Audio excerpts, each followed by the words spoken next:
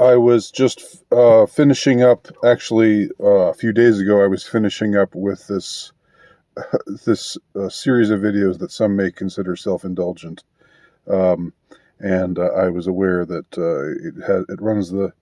it runs the danger of being navel gazing or of giving the appearance of being navel gazing. However, it's something that I decided to do anyway because I sort of like the idea of gazing at my navel for a little while. Ooh, yeah, that is a heck of a navel.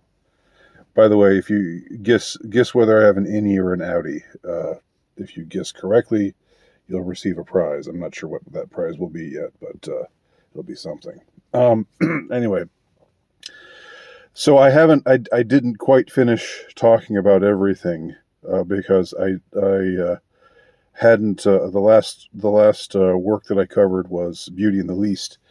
After writing Beauty and the Least, I for some reason got it in my mind.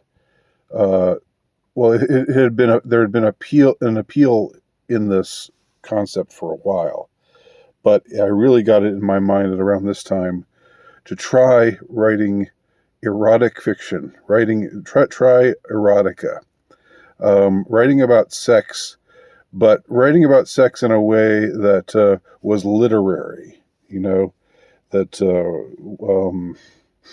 that that that that that had that showed literary prowess. That wasn't just trash, but it was still it wasn't just smut, but it was still.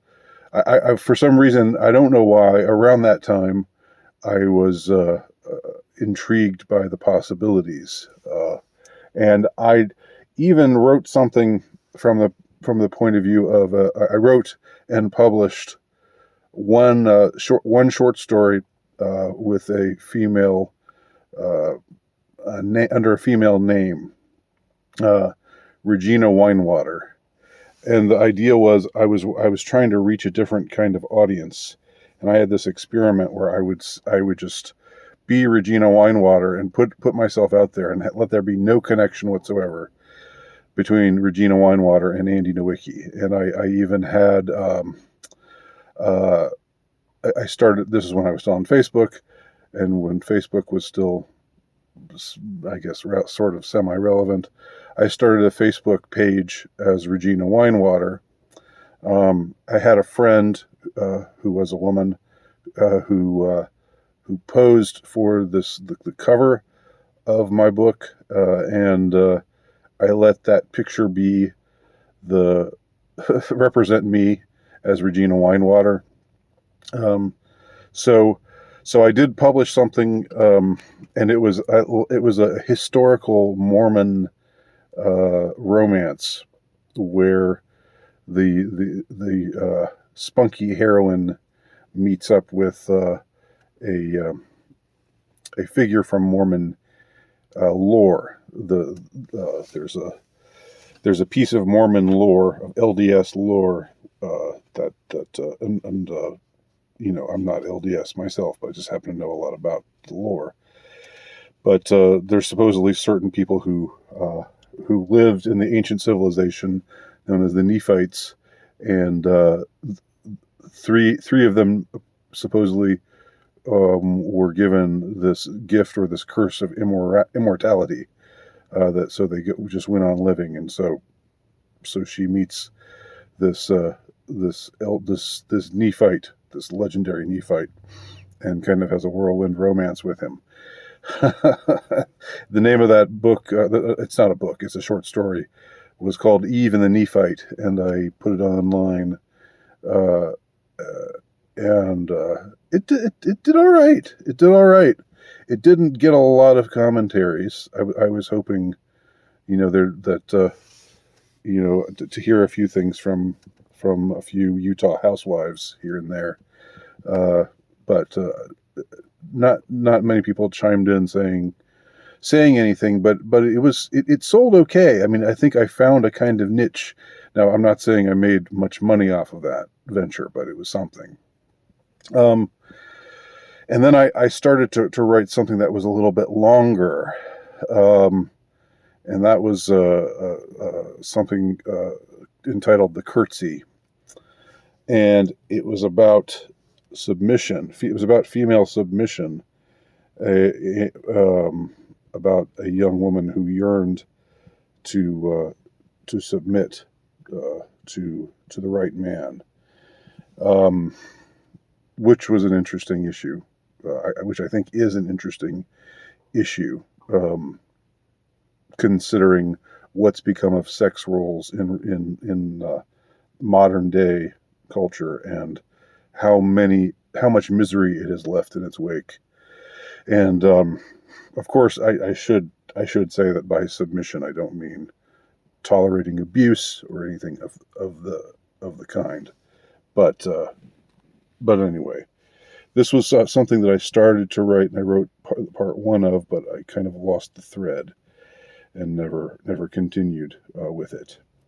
So those were my Regina Winewater works, and then eventually I wrote my own romance a series of erotic short stories on my own, under my own name. And I had sexually explicit scenes in books prior to this, but this was like an entire volume composed of the subtitle was the title was "This Malignant Mirage," and the subtitle was "Tales of Erotic Rage and Carnal Melancholia." So it was sort of meant to be a little bit on the darker side,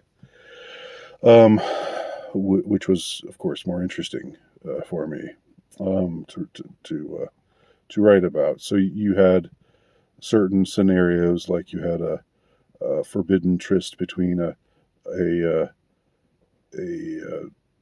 female psychiatrist and her patient. You had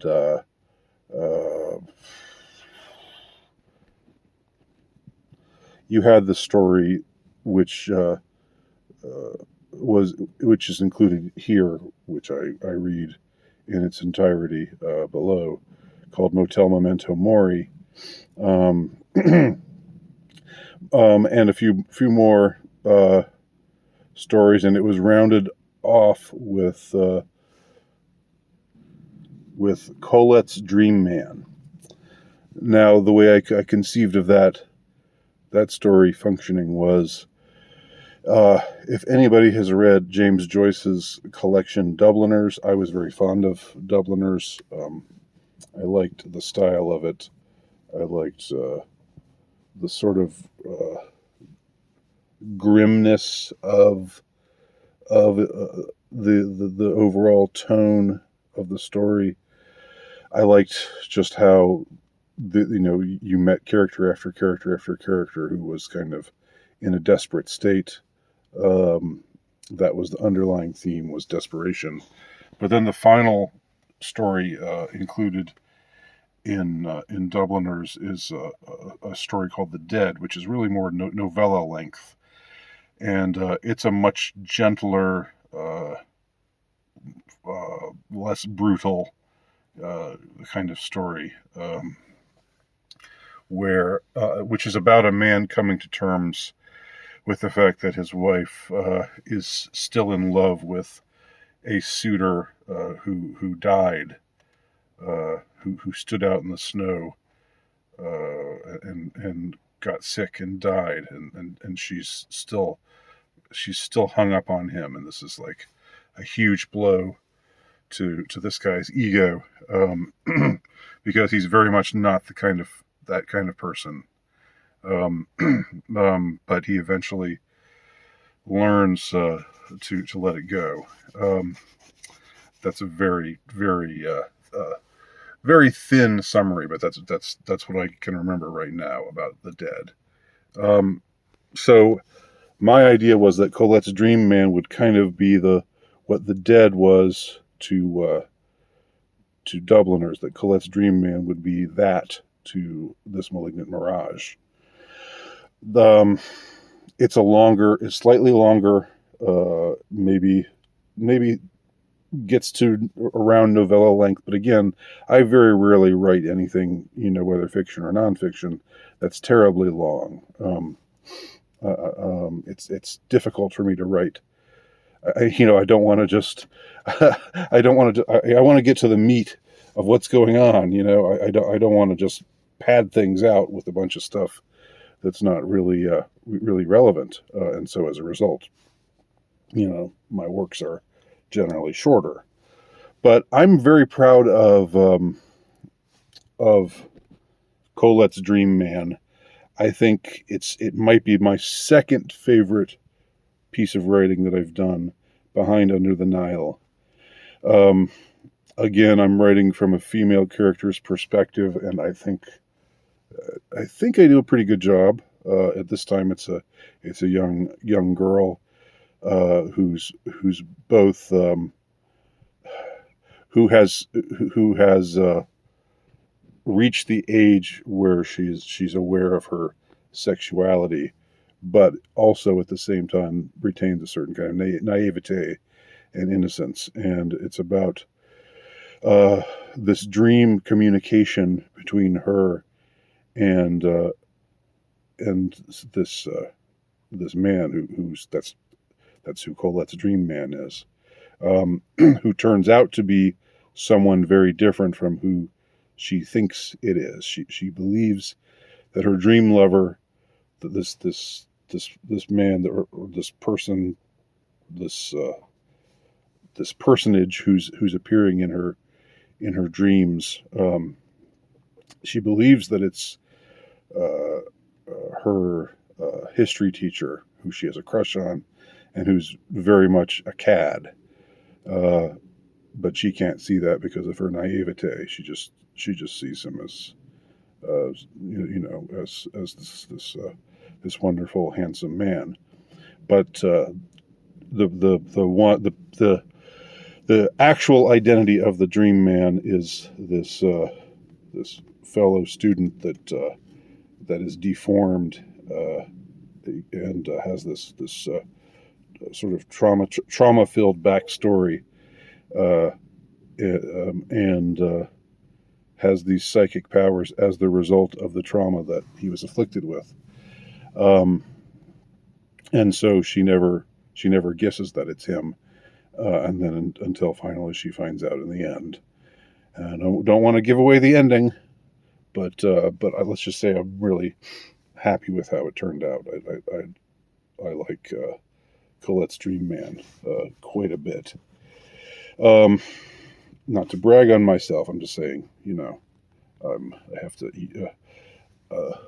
a writer or an artist, or any creative. That's what I hate, that word creative, but anyone like that these days, you have to stop and think and give yourself credit where it's due.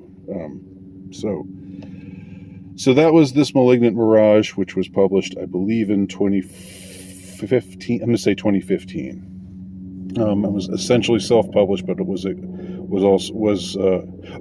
initially published through the same company that published Heartkiller, but then they went under, and so then it was republished under Anne Sterzinger's imprint. Her company, Hopeless Books. I couldn't remember the name of them the other day, but yeah, Hopeless Books is who they are. So there you go, my erotic fiction phase, including a brief time when I masqueraded as a woman, or as a female author, as an author with a female name, and tried to reach an entirely different audience. So that brings me pretty much to the end of that spate of time when I had all of my creative juices flowing, and things were just, creatively speaking, really, I was churning out work after work after work. Oh my gosh, I forgot to talk about Lost Violent Souls. All right, I'm sure you're waiting with bated breath. But I will talk about Lost Violent Souls, which I skipped over that. that work of mine, which is published in 2013. Anyway, this is my period of trying to write erotic fiction, and that's where I'll leave this off. Thanks for watching.